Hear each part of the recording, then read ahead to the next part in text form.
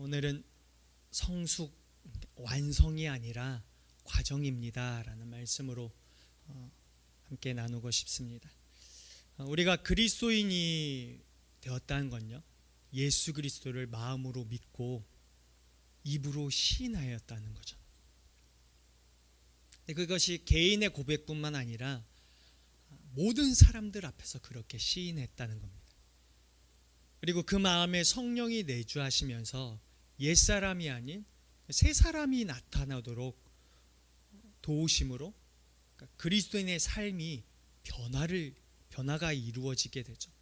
근데 옛사람은 그리스도를 알지 못하면서 내가 하고 싶은 것을 행하며 살아갔던 모습이고, 새 사람은 내가 아닌 성령님에 의해서 다스려지는 모습입니다.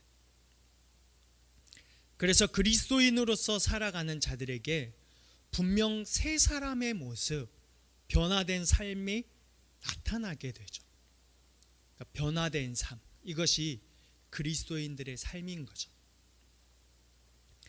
그러나 모두가 변화의 삶을 누리는 건 아닙니다. 변화의 삶에는 예수 그리스도의 100% 은혜와 사람의 100% 반응이 필요해요. 하나님이 은혜를 베풀어 주시지만 우리는 그 은혜 아래서 반응이 필요하죠. 우리가 예수 그리스도를 믿은 지 오랜 시간 지났지만 항상 드는 생각은 별로 변하지 않은 것 같다라는 생각이 들 때가 있습니다. 간혹 믿지 않는 자들이요, 믿는 자들의 삶을 보고 혀를 내두르는 경우를 보게 됩니다. 예수 그리스도를 믿지만 그 삶이 뒷받침되지 않아서입니다. 지난주에 어떤 형제랑 같이 전화 통화를 한 일이 있었는데, 이제 교회 안에서 어떠한 문제들을 가지고서 함께 대화를 나눴어요. 근데 믿지 않는 사람들과 어떤 형님과 연락이 닿아서 잠깐 대화를 했대요. 근데 그 믿지 않는 형님 그 옆에는 또 믿는 어떤 친구들도 있었다고 해요. 근데 그 믿는 친구들이 형님에게 항상 이렇게 전도를 하는데, 뭔가를 예수님에 대해서 이야기를 하는데 별로 믿고 싶지 않더래요. 이유는 모습이 똑같아서요. 술도 마시고 담배도 피고 그러겠죠. 그런 모습을 보면서 별로 믿고 싶지가 않더래요.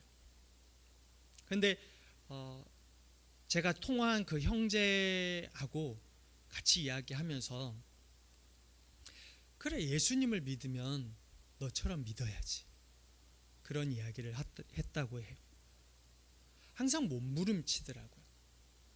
예수님을 믿는 게 뭘까? 예수님 사랑하는 게 내 마음에 있을까를 항상 고민하고, 그 안에서 또 그러지 못한 자신의 모습들을 보고 하나님 앞에 또 성령의 도우심을 구하고 그러면서 살아가는 거예요. 근데 그러면서 예수님을 전하니까, 그래, 예수님을 믿으면 너처럼 믿어야지, 네가 말하는 예수님은 한번 생각해 보겠다라는 이야기를 했다 그러더라고요. 그러면 우리의 삶이 뒷받침되지 않으면 믿지 않는 자들은요, 별로 믿고 싶지 않습니다. 근데 그리스도인의 변화된 삶이란 당연한 것이지만 어떤 경우는 당연하지 않게 되는 거죠. 예수 그리스도의 100% 은혜만 생각하고 사람의 100% 반응을 무시할 때가 그런 때입니다. 우리 안에는요, 옛사람과 새사람이 공존해요. 옛사람도 있고 새사람도 있죠. 근데 옛사람의 성품은 새사람의 성품이 지배적이지 못할 때 나타나는 거예요. 그러니까 무엇이 새사람의 성품은 드러나고 옛사람의 성품은 가리워지게 하죠? 그건 우리가 말씀의 찔림과 내 삶의 성령의 권명과 영적인 생활을 하기 원하시는 그 모든 감동을 뿌리치지 않을 때, 그때요. 그때는 옛사람의 성품이 가리워지게 되는 거죠. 내 안에 성령님의 영역이 넓어짐에 따라 새 사람의 성품, 변화의 삶을 살아갈 수 있게 되는 거죠. 십자가는 우리의 죄를 처리하셨지 우리의 인격을 처리하지 않으셨어요. 우리의 인격은 어느 부분 새 사람으로 가리워지지 않으면요, 옛 사람이 나타나게 되어 있는 거죠.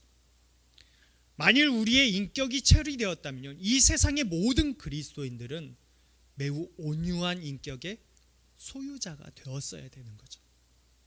그러니까 우리 모두는 천사가 되었어야 돼요. 근데 옆 사람 보세요. 천사일까요? 그렇죠. 천사인 것 같기도 하고 아닌 것 같기도 하고 그렇죠. 그러니까 우리는 가리워지는 거죠.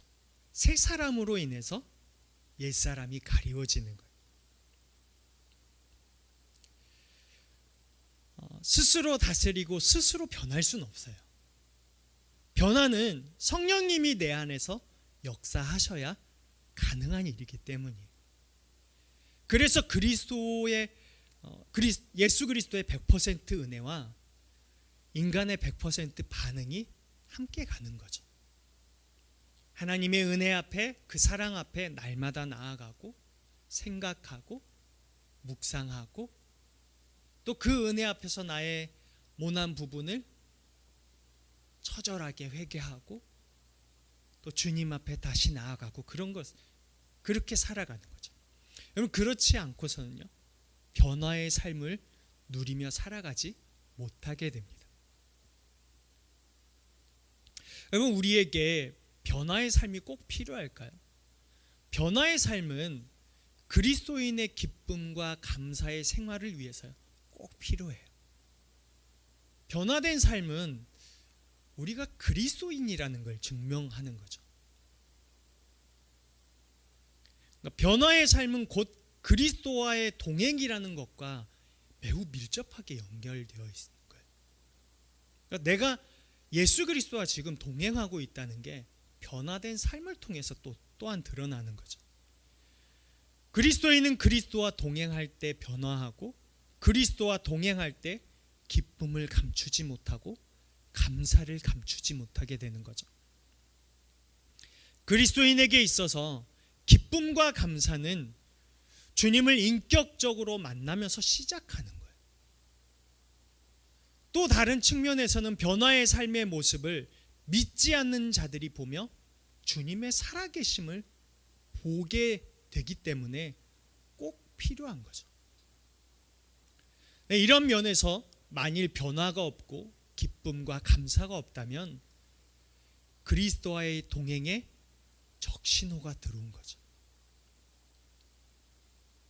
우리 정말 많이 고민하잖아요. 나는 왜 변하지 않을까? 근데 이것에 대한 대답은 단 한 번도 제대로 주님을 믿은 적이 없거나 주님 앞에서 내가 해야 되는 영적인 반응을 하지 않을 때예요.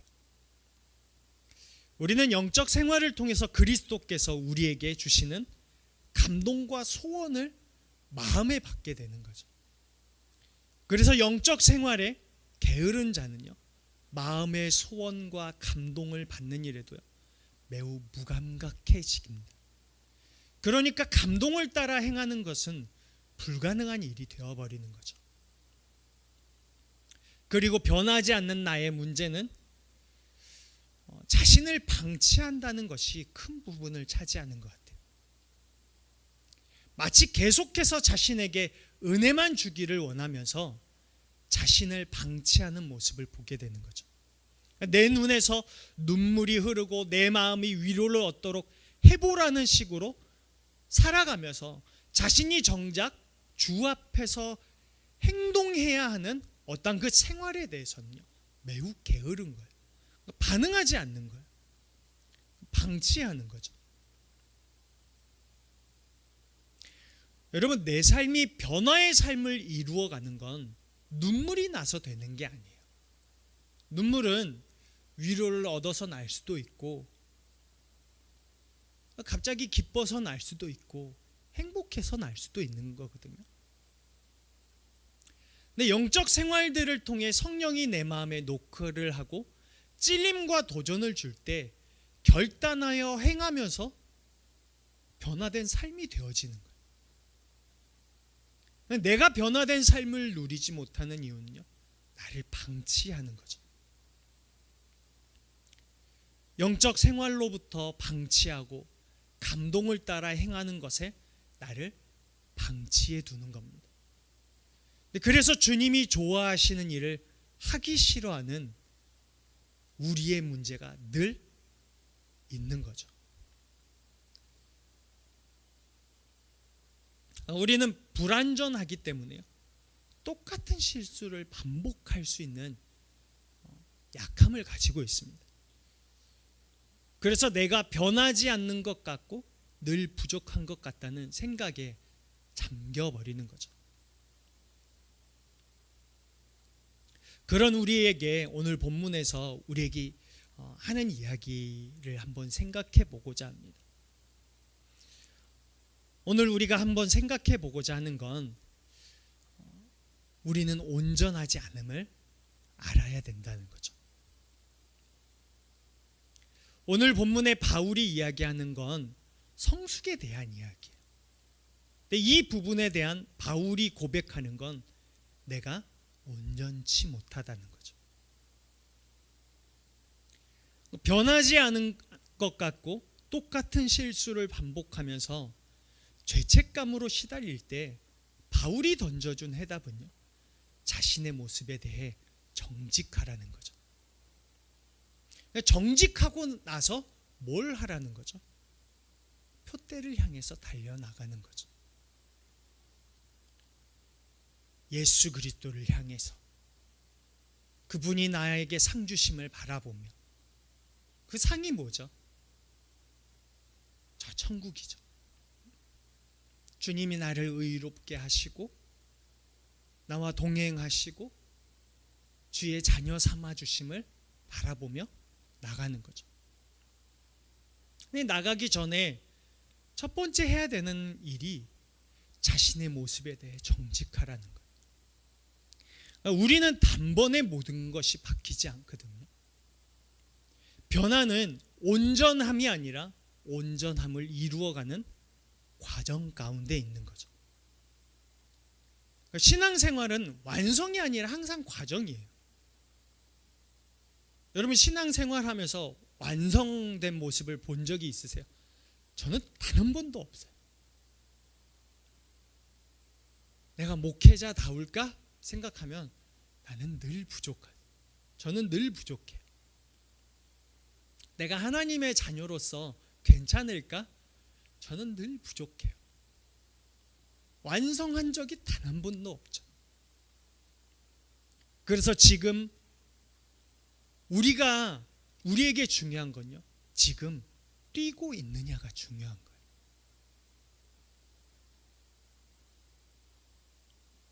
완성했다고 손 놓고 있는 게 아니라 뛰고 있느냐가 중요한 거죠. 매일같이 넘어져도 과거의 실수와 실패를 주님 앞에서 정직하게 인정하고 자신의 삶에 더욱더 주께서 다스려 주시기를 기대하며 걸어가고 있는가예요.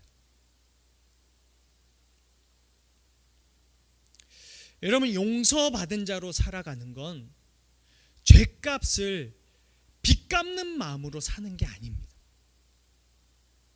그러니까 우리가 용서를 받았다고 해서 그걸 빚 갚는 마음으로 사는 게 아니에요. 사랑하는 마음으로 사는 거죠. 죄를 미워하고 죄를 멀리하게 되는 이유는요, 그분을 사랑하는 마음 때문에 하는 거예요. 자꾸 죄책감으로 빚 갚는 마음으로 무언가를 하려고 하면요, 하나님과 우리의 관계적인 면에서요, 혼란이 찾아오는 거죠. 빚을 갚아야 되니까. 빚 갚는 마음으로 성화를 생각하게 되면 예수 그리스도를 오해하게 돼요. 그러니까 그분을 마치 돈을 빌려준 대부업자처럼 만들어버려서 그러니까 그리스도 안에서 자유와 은혜가 아닌 억압을 가지도록 만들어버리는 거예요. 그러니까 빚 갚는 마음으로 뭔가를 행하면 항상 억압되어 있는 거죠. 여러분, 하나님과 예수님이 대부업자예요? 아니시거든요.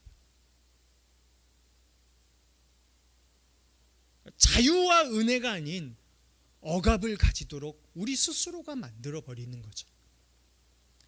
진정한 거룩은요, 그리스도에 대한 사랑이에요. 그것 때문에 하는 거죠. 그 사랑이 그분의 필요에 초점을 두게 만드는 거예요. 그 초점이 우리로 하여금 계속해서 죄와 씨름하고 다시 주께로 나아가도록 만드는 거죠. 죄책감을 고하고 주께 의탁하면요, 언젠가는 되게 하신다는 것을 믿는 믿음 안에서 행동하는 거예요. 우리에게 성령의 인도하심으로 인해서 이 죄에서 멀어지게 하실 것을 믿고 행동하는 거예요. 대부업자에게 뭔가를 갚는 입장으로 하는 게 아니에요. 혹시 난 역시 안 된다는 생각이 든다면요, 그래서 은혜라는 생각을 다시금 하게 되는 거죠. 계속해서 넘어지거든요, 사실. 근데 나는 왜 이럴까? 나를 생각하기 전에 그래서 은혜구나 라는 걸 생각하는 거죠. 하나님을 믿어도 죄에 넘어지고요, 늘 실패하기도 하고 똑같은 실수를 반복하기도 합니다. 하지만 그것이 나를 억압하는 능력이 되어서는 안 돼요. 그러니까 매일 실수를 반복하지만 그래도 이런 나를 받아주시는 주님이 계셔서 은혜라는 걸 기억하는 거죠. 나는 늘 실수투성이지만 나를 의롭다고 한 그 칭의만 보겠다는 하나님의 은혜를 기억하는 거예요. 그러니까 십자가는 억압이 아니라 자유예요. 변화의 삶, 여기에는요 분명 과정이 있어요. 그러나 그 과정을 겪으면서 실패하였다고 실패감이 십자가를 덮어서는 안 되는 거죠. 나의 실패감을 십자가가 덮은 거예요. 근데 우리가 자꾸 실패감이 십자가를 덮도록 하는 거죠. 십자가는 억압이 아니라 자유예요. 십자가는 죄와 싸우다 실패한 자들을 다시 억압하는 도구가 아닌 거예요. 그의 사랑이 영원한 것처럼 우리를 의롭다 하신 하나님의 선포 또한 영원한 거죠.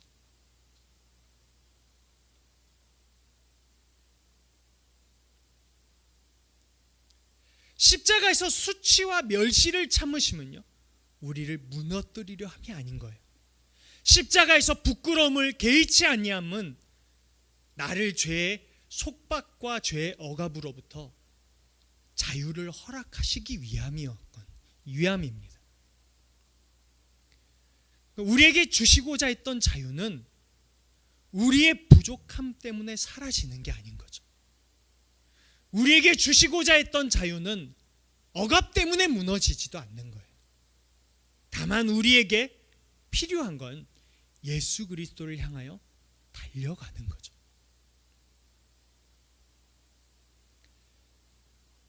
하나님의 사랑은 반복된 실수보다 항상 크세요.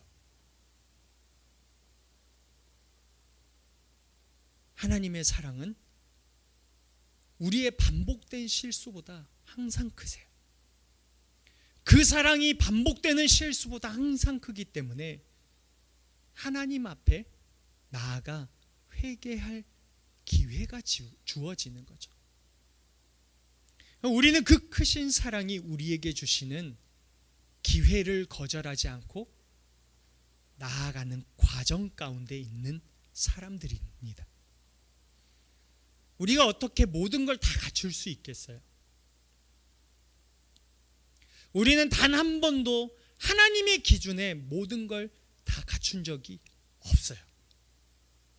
늘 부족하죠. 이만하면 됐다고 생각하는 그때조차도 그때가 참 교만한 때죠. 한 번도 우리의 부족함에서 벗어난 적이 없어요. 그런 우리를 기다려주시는 분을 생각하면서요, 성숙의 과정을 매번 지나가고 있는 게 우리 믿음의 삶이죠. 자신의 모습에 실망감이 들 때는 누구에게나 있어요. 하지만 그 모습으로 하나님께 나아가 인정하면 늘 기다려주시는 하나님의 은혜가 얼마나 큰 것인지 알게 되는 거죠.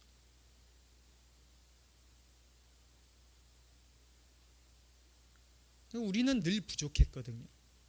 근데 그 부족한 사람을 여전히 기다려주시는 그 사랑을 생각하면 그 은혜가 얼마나 큰 것인지 알게 되는 거죠.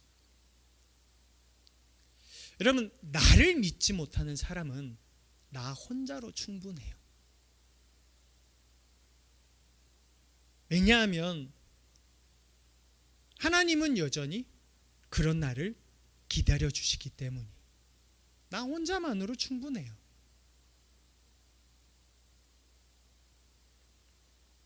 하나님은 사람의 생각이 다 악할 뿐이라는 사실을 알고 계시죠. 그 이유 때문에 예수 그리스도를 이 땅에 보내셨습니다. 자신의 아들을 이 땅에 보내셔서 죽게 하실 만큼 우리를 사랑하셨던 분이 우리가 더 성숙하는 과정을 기다리지 못할 분은 아니시죠. 조금 더 성숙하는 모습들을 기다려주고 계시고 또 한 걸음 나아가는 모습을 기다려주고 계시는 분이세요. 여러분, 성숙, 변화의 삶, 그 과정 가운데 여러분 있으세요? 그 과정을 지나던 중 같은 실수로 실패로 패배감마저 든다면요, 그 문제를 가지고 주님께 나아갈 수 있는 자들이 되기를 예수님의 이름으로 권면드립니다. 왜냐하면 십자가는 억압이 아니라 자유예요. 우리를 억압하는 건 나 자신과 율법적인 모습을 가진 그 잣대뿐입니다. 그 율법적인 잣대가 사실 십자가 안에서 우리를 억압하는 거죠. 십자가는 억압이 아니라 자유입니다. 나를 의롭다 하신 이가 나를 도우신다는 확신 가운데서 다시 일어서고 또 다시 일어서기를 멈추지 말아야 되죠. 우리 계속된 사순절을 보내고 있습니다. 그리스도의 십자가가 저와 여러분들의 삶을 이끌어가게 되기를 소망하고 축복합니다.